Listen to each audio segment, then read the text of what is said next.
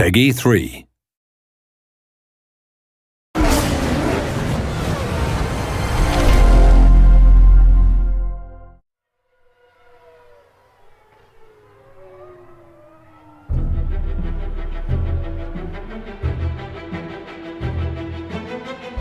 It's really the ultimate experience. It's a culmination of so much hard work. It's that attention to detail which really makes such a big difference. The drama, the tactics, the excitement, the strategy, we really have got to the heart of the sport.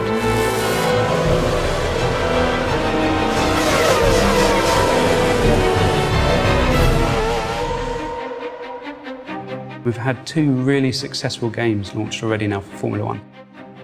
When you're evaluating what to do in the next instalment, you really want to improve on everything that's there.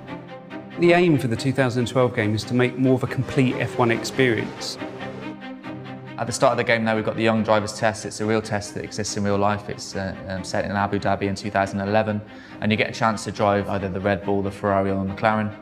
It really gives those up-and-coming drivers track time to really kind of showcase their talents, and it's wonderful that we're able to copy the elements that happen on those real young driver test sessions in the Formula One 2012 game.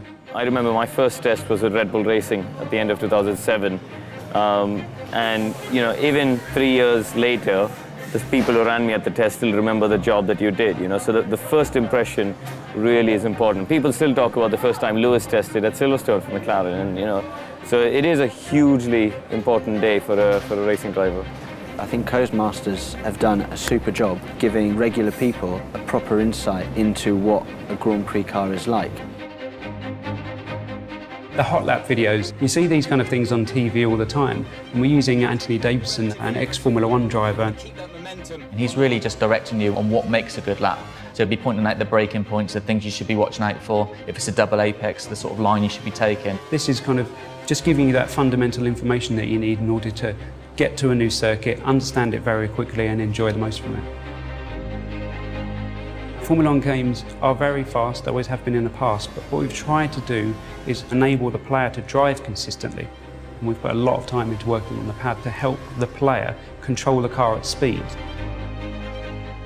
We're not all Fernando Alonso's of this world, we make mistakes. So rather than just hitting the pause menu and restarting the race, you've got the ability to be able to rewind time and just get to a point before the incident and just try it again. Certainly for the novices in terms of learning racing lines and avoiding incidents, they're a really useful tool. The thing that differentiates Formula One from all other motorsports is the strategy element.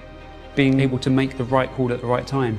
You might not be the quickest driver, you might not have the quickest car, but you can balance the elements. You've got fuel mixtures you can dial up and dial down. You've got different pit stops. Do you stop twice? Do you try and run longer? It's a thinking man's racing game.